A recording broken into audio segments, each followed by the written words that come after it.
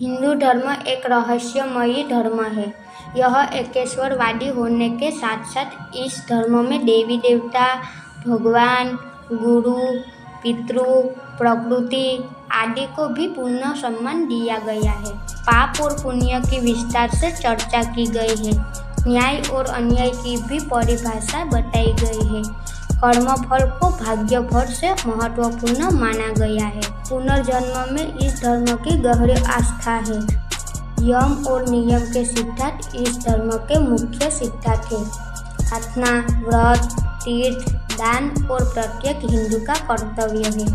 ज्ञान रूप से इन धर्मों के 12,000 वर्ष प्राचीन इतिहास एक रहस्य ही है। हिंदू धर्म में कई ऐसे रहस्य छिपे हैं जिसे विज्ञान आज अस्वीकार करते हैं, लेकिन कुछ ऐसे भी रहस्य हैं जिस पर अब विज्ञान सहमत भी होने लगा है। आओ जानते हैं ऐसे ही 10 रहस्य जो आज भी रहस्य ही माना जाते हैं। कल्पवृक्ष। वेद और पुराणों में कल्पवृक्ष का उल्लेख मिलता है। कल्पवृक्ष स्वर्ग का एक विशेष वृक्ष है। पौराणिक धर्म ग्रंथों और हिंदू मान्यताओं के अनुसार यह माना जाता है कि इस वृक्ष के नीचे बैठकर व्यक्ति जो भी इच्छा करता है वह पूर्ण हो जाती है, क्योंकि इस वृक्ष में अपार सकारात्मक ऊर्जा होती है। यह वृक्ष समुद्र मंथन से निकला था। हालांकि कुछ लोग कहते हैं कि अपर जात के वृक्ष को ही कल्पवृक्ष का वृक्ष माना जाता है। कल्पवृक्ष का अर्थ होता है जो एक कल्प तक जीवित रहे। लेकिन अब सवाल यह उठता है कि क्या सचमुच में कोई ऐसा वृक्ष था या नहीं? यदि था तो आज वो कहाँ है? यदि है तो वो कैसा दिखता है और उसके फायदे क्या है? कामधेनु गाय। कामधेनु गाय की उत्पत्ति भी समुद्र मंथन से हुई थी। यह एक चमत्कारिक गाय होती थी जिसके दर्शन मात्र से ही सभी तरह के दुख दर्द दूर हो जाते थे। देवीय शक्तियों से संपन्न यह गाय जिसके भी पास थी उसे चमत्कारी लाभ मिलता था। इस गाय का दूध अमृत के समान माना जाता। श्री राम के पूर्व परशुराम के समकालीन ऋषि वशिष्ठ के पास कामधेनु गाय थी। इस गाय की रक्षा के लिए वशिष्ठ को कई राजाओं से लड़ना पड़ा था। कामधेनु की अलौकिक क्षमता को देखकर विश्वामित्र के मन में भी लोभ हो गया था। उन्होंने इस गाय को वशिष्ठ से लेने की इच्छा प्रकट की, लेकिन वशिष्ठ ने इनकार कर दिया। दोनों में इनके लिए घोर युद्ध हुआ और विश्वामित्र को हार जाना पड़ा। उड़ने वाला सांप। सभी जीव जंतुओं में गाय के बाद सांप ही एक ऐसा जीव है जिसका हिंदू धर्म में ऊंचा स्थान है। सांप एक रहस्यमय प्राणी है। देश भर के गांवों में आज भी लोगों के शरीर में नाग देवता की सवारी आती है। शिव के प्रमुख गणों में सांप भी शामिल है। भारत में नाग जातियों का लंबा इतिहास रहा है। कहते हैं कि 100 वर्ष से भी ज़्यादा उम्र होने के बाद सर्प में उड़ने की शक्ति आ जाती है। सर्प कई प्रकार के होता है। मणिधारी, इच्छाधारी, उड़ने वाला, 1 फनी से लेकर 10 फनी तक के सांप जिसे शेषनाग कहते हैं। नीलमणिधारी सांप को सबसे उत्तम माना जाता है। हालांकि वैज्ञानिक अब अपने शोध के आधार पर कहने लगे हैं कि सांप विश्व का सबसे रहस्यमय प्राणी है और दक्षिण एशिया के वर्षा वनों में उड़ने वाले सांप भी पाए जाते हैं। मणि एक प्रकार का चमत्कारी पत्थर होता है। मणि को हीरे की श्रेणी में रखा जा सकता है। मणि होती थी यह भी अपने आप में एक रहस्य है। जिसके भी पास मणि होती थी वह कुछ भी कर सकता था। ज्ञात होता है कि अश्वत्थामा के पास मणि थी जिसके बल पर वह शक्तिशाली और अमर हो गया था। रावण ने कुबेर से चंद्रकांत नाम की मणि छीन ली थी। मान्यता है कि मणियाँ कई प्रकार की होती है। नीलमणि, चंद्रकांत मणि, शेषमणि, कौस्तुभ मणि, पारस मणि, लाल मणि आदि। पारस मणि से लोहे की किसी भी चीज छुआ देने से वह सोने की बन जाती थी। मणियों के महत्व के कारण ही तो भारत का एक राज्य का नाम मणिपुर है। शरीर में स्थिर 7 चक्रों में से एक मणि चक्र भी होता है। मणि से संबंधित कई कहानियाँ और कथाएं आज भी समाज में प्रचलित हैं। इसके अलावा पौराणिक ग्रंथों में भी मणि के किस्से भरे पड़े। शंख। क्या शंख हमारे सभी प्रकार के कष्ट दूर कर सकता है?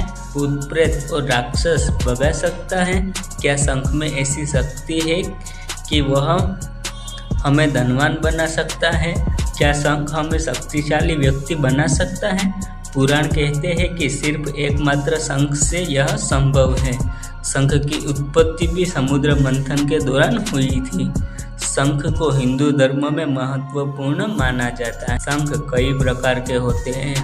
इनके 3 मुख्य प्रकार हैं: दक्षिणावृत्ति शंख, मध्यावृत्ति शंख तथा वामावृत्ति शंख। इन शंखों के कई उप प्रकार। शंखों की शक्ति का वर्णन महाभारत और पुराणों में भी मिलता है। लक्ष्मी शंख, गोमुखी शंख, कामधेनु शंख, विष्णु शंख, देव शंख, चक्र शंख, पुंड्रू शंख, सुदोष शंख, गरुड़ शंख, मणिपुष्पक शंख, राक्षस शंख, शनि शंख, राहु शंख, केतु शंख, शेषनाग शंख, कच्छप शंख आदि प्रकार के शंख होते हैं।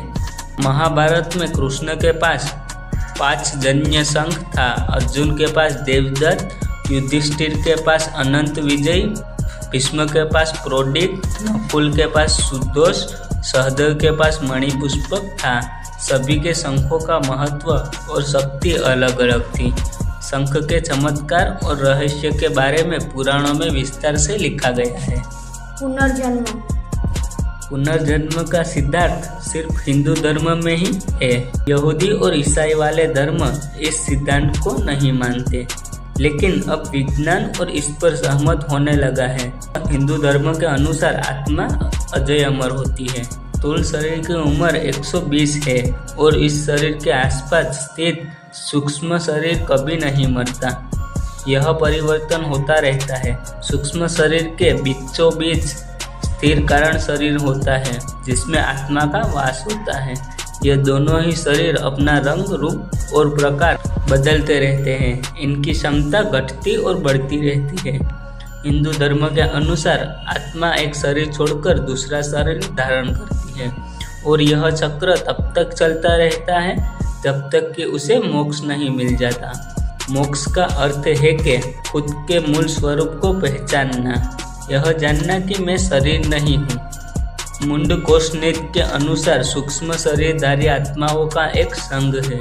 इनका केंद्र हिमालय की वादियों में उत्तराखंड में स्थित है। इसे देवात्मा हिमालय कहा जाता है। इन दुर्गम क्षेत्रों में स्थूल शरीरधारी व्यक्ति सामान्यता से नहीं पहुंच पाते हैं। जड़ी बूटी रहस्य। एक ऐसी जड़ी है जिसको खाने से उसका असर रहता है, तब तक व्यक्ति गायब रहता है। एक ऐसी बूटी है जिसका सेवन करने से व्यक्ति को भूत भविष्य का ज्ञान होता है। क्या सचमुच ऐसा है? क्या संजीवनी बूटी होती है?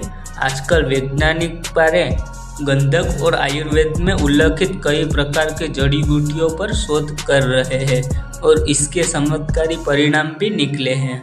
आयुर्वेद और अर्थवेद में उल्लेख है कि इस तरह की जड़ी बूटियाँ होती है जिसके प्रयोग से वर्ण बनाया जा सकता है। सोने के निर्माण में तेलिया कंड जड़ी बूटी का बहुत बड़ा योगदान माना जाता है। ऐसी भी औषधि होती है जो व्यक्ति को फिर से जवान बना देती है। औषधियों के बल पर व्यक्ति 700 वर्ष तक निरोगी रहकर जिंदा रह सकता है। ज्योतिष और वास्तु। ज्योतिष का ज्ञान सही है। नकली ज्योतिष के कारण ज्योतिष की प्रतिष्ठा गिर गई है। ज्योतिष को वेदों का नेत्र कहा गया है। यह एक ऐसी विद्या है जिसके माध्यम से प्राचीन कालीन ऋषि भूत, वर्तमान और भविष्य को जान लेते थे।